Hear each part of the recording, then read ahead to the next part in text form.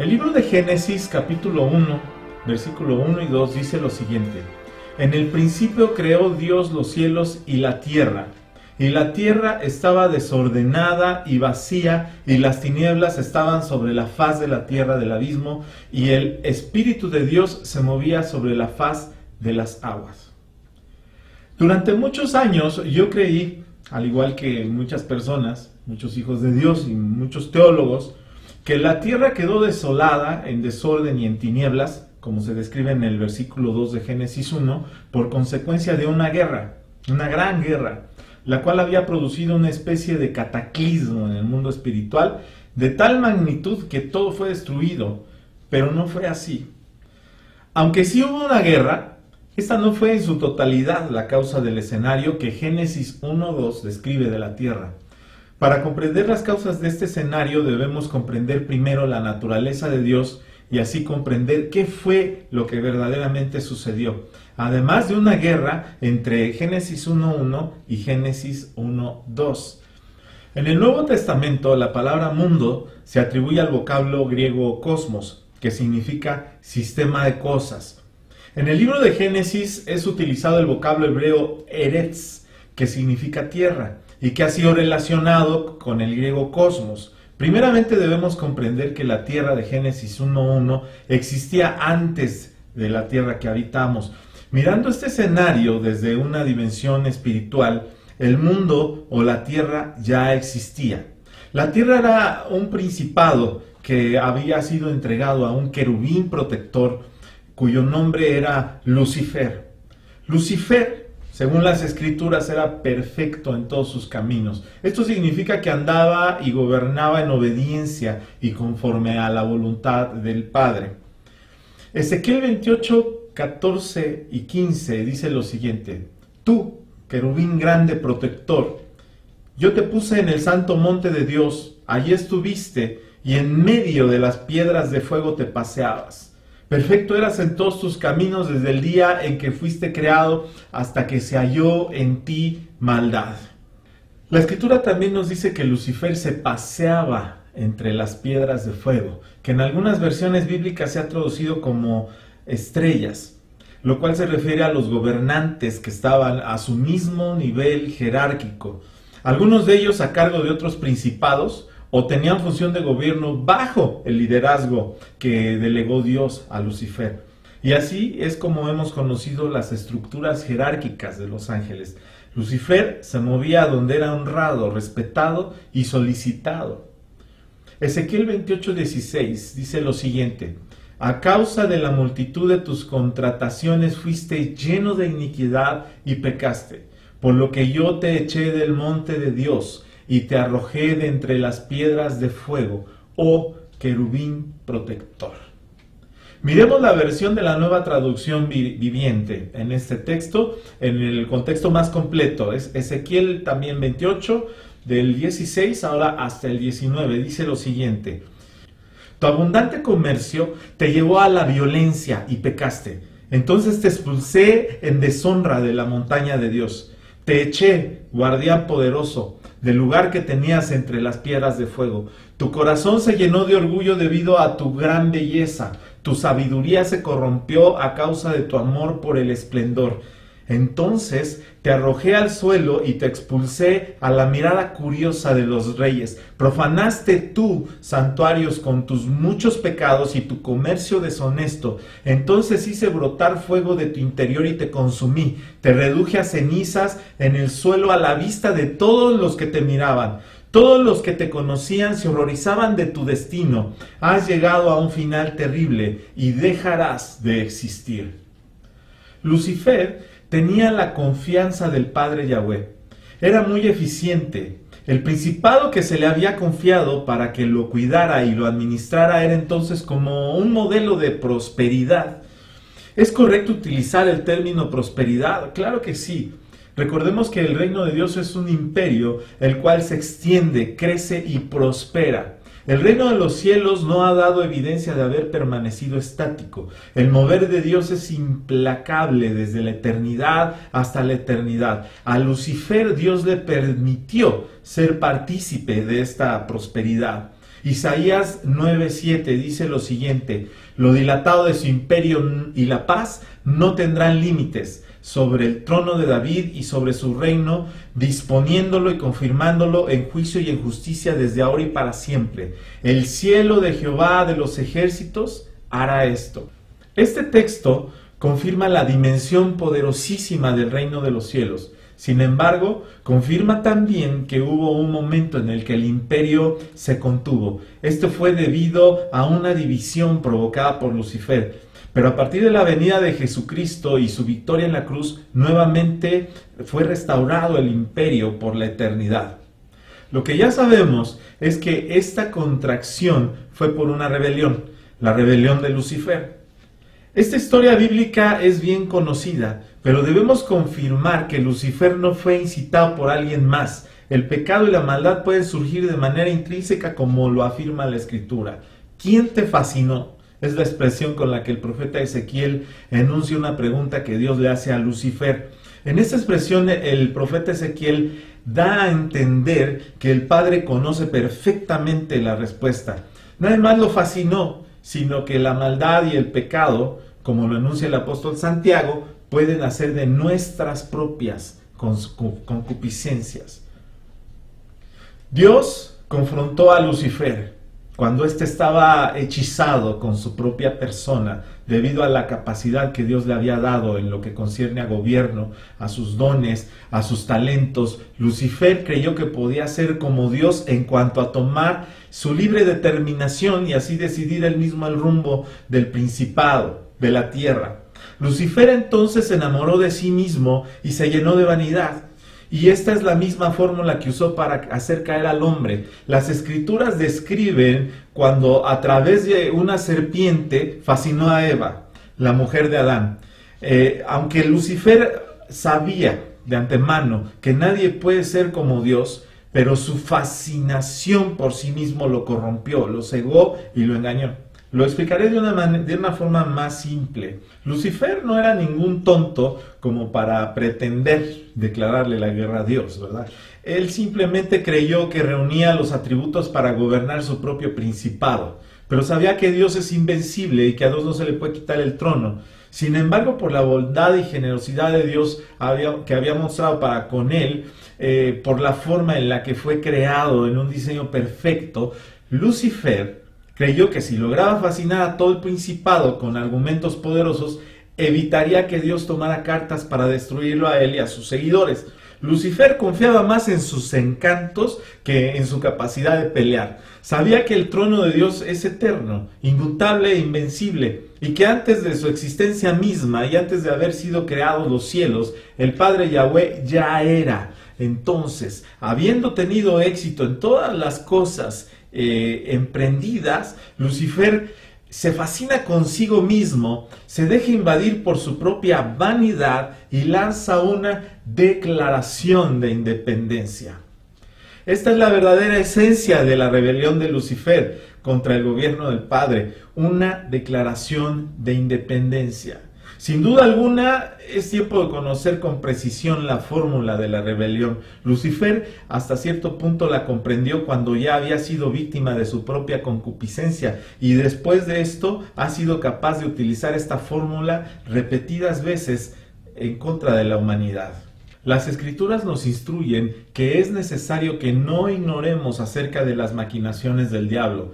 No es necesario introducir a nadie en la doctrina de las profundidades de Satanás, puesto que el Espíritu Santo nos revela todas las cosas que son necesarias. Sin embargo, sí podemos y sí debemos conocer la historia real acerca de cómo fueron los hechos, para que nadie nos engañe, para que Satanás no logre persuadirnos a nosotros de ser independientes de Dios. Esta es la fórmula de la rebelión.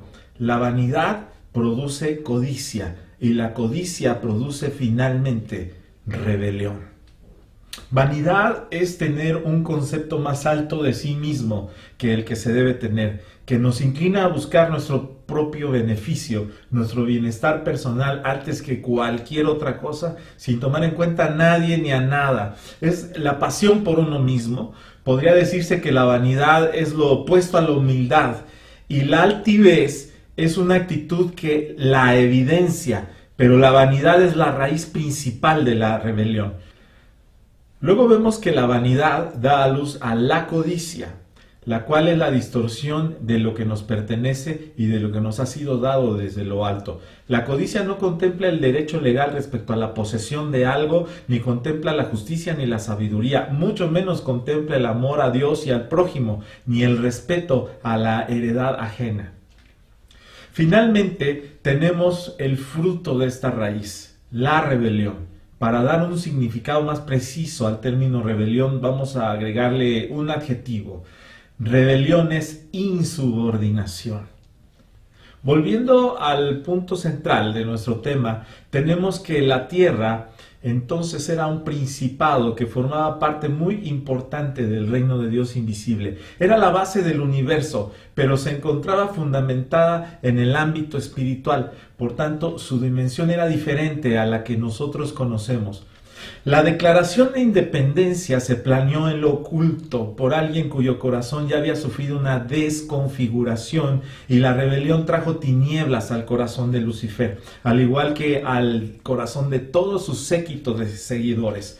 Pero hay algo muy poderoso en estos primeros versículos de Génesis. En Génesis 1:2, la escritura enuncia que la tierra estaba en desorden, había tinieblas, pero quiero explicar esto con precisión.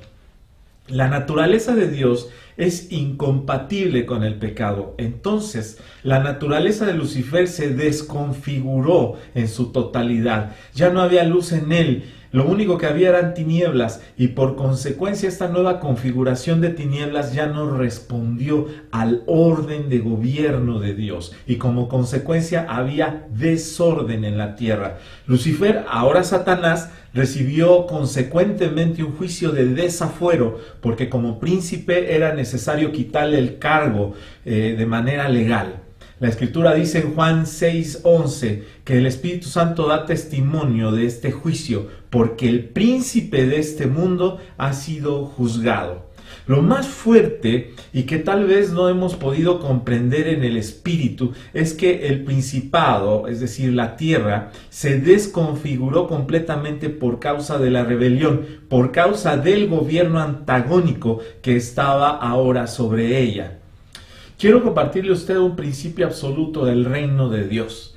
Donde hay rebelión, hay tinieblas y desorden. Donde hay rebelión, hay tinieblas y hay desorden. Juan 6:11 dice lo siguiente: y de juicio, porque el príncipe de este mundo ha sido juzgado. Es lo que hemos mencionado hace un momento. Para retirar un cargo de gobierno, cuando éste se encuentra vigente en cuanto a su validez de tiempo, tanto en el cielo como en la tierra, es necesario realizar un juicio. Así fue como Lucifer, ahora Satanás, a él se le revocó el cargo de gobierno que le había sido delegado por Dios. En ese momento la tierra estaba ya en desorden y había tinieblas por causa de tal desconfiguración. Luego de eso había que proceder a un acto legal bíblico llamado despojo. El despojo consistió en quitarle el cargo de manera legal y echarle fuera del territorio o de la jurisdicción del gobierno que fue desaforado. El resultado fue algo similar a lo que en la tierra se llama exilio. Es obvio que Satanás, aún estando desconfigurado en cuanto a que en él ya no había luz sino tinieblas, destituido como hijo de Dios, desaforado y derrotado legalmente, no iba a irse con una simple llamada de atención. Entonces fue cuando vino la sentencia final, y seguido de esto fue echado por la fuerza. Y esa es la parte de la historia que conocemos la mayoría de personas acerca de una gran batalla. Fue después de esto cuando Dios, por medio de la fe, trasladó la tierra a la dimensión de lo visible, la dimensión que conocemos ahora como lo visible o los sólidos. Hebreos 11:3 dice lo siguiente: por la fe entendemos haber sido constituido el universo por la palabra de Dios, de modo que lo que se ve fue hecho de lo que no se veía. Y así el Espíritu de Dios comenzó a reconfigurar la tierra para que el hombre pudiera habitarla, pues ese era el propósito de Dios. Cuando el hombre fue puesto sobre la tierra, Satanás desde el exilio hizo lo posible para que éste se trasladara del reino de la luz a las tinieblas. Y así logró, a través de una mentira y de una manipulación, obtener nuevamente cierto derecho legal sobre la tierra. Satanás entonces se infiltró en la dimensión de la tierra para persuadir al hombre a través de una serpiente. Pues es el espíritu de la serpiente el que representa la manipulación sutil para disentir contra el gobierno de Jesucristo. Es decir, que el espíritu de la serpiente antigua es una potestad espiritual que difunde ideologías antagónicas a Jesucristo y a su gobierno y a su palabra. Este es el espíritu del anticristo, que tiene como principal función la propagación de ideologías religiosas y políticas, influenciando la fe de las masas y los gobiernos de la tierra. Una de las principales manifestaciones de este espíritu de la serpiente antigua o anticristo es la teoría reptiliana. En el siguiente video hablaremos de esta ideología que surgió de una serie de escritos paganos y argumentos históricos falsos y que contradice la creación del hombre a la imagen de Jesucristo y contradice también la creación y la forma de la tierra y del universo.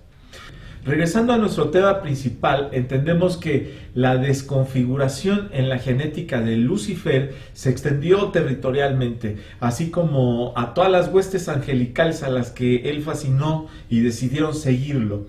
En ese momento ya no había ninguna característica de la naturaleza del reino de Dios en el principado. En la tierra ya no había luz y aquellas criaturas ahora eran promotores del mal. El amor de Dios nunca más tendría cavidad en sus corazones. Su nueva identidad estaba lejos de la justicia, de la verdad y del orden de gobierno de Dios. Lucifer fue cambiado de nombre conforme a su nuevo destino profético, al igual que sus fascinados. Él era ahora Satanás y los ángeles de luz se convirtieron en demonios. Sin embargo, el plan de Dios fue no destruirlos aún, pero sabemos que están destinados a ser lanzados al lago de fuego. El tiempo de la ejecución final de la sentencia a este reino fue destinado al fin de los tiempos del sistema de gobierno corrupto del mundo. Este reino permanece porque le es necesario al hombre hacer diferencia entre la luz y las tinieblas, entre el bien y el mal, entre la vida y la muerte. Génesis 1:3 dice lo siguiente: y dijo Dios, sea la luz, y fue la luz. Y vio Dios que la luz era buena, y separó Dios la luz de las tinieblas, y llamó Dios a la luz día, y a las tinieblas llamó noche, y fue la tarde y la mañana un día. Aquí hay una regla que podemos valorar al haber comprendido lo que se le ha delegado al hombre referente a la soberanía y a los 5 verbos de Dios. De este tema de los 5 verbos de Dios ya hablamos en un video anterior.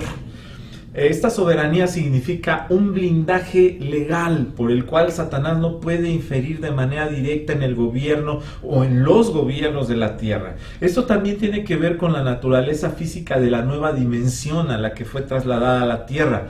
Nos bastaría con lo siguiente para cerrar el caso, que si no fuera por la limitante legal y física de la tierra en esta dimensión, Satanás no dudaría en destruir nuevamente lo que Dios restauró. Pero Dios no solo la restauró, sino que Él ha determinado entregar esta soberanía que el hombre perdió a los hijos de Dios, a la iglesia, y por ello Dios es el primero en respetarla. Y sin dejar de ser el soberano de toda la creación, claro, ha dado todas las herramientas para administrar el reino delegado a los hijos de Dios.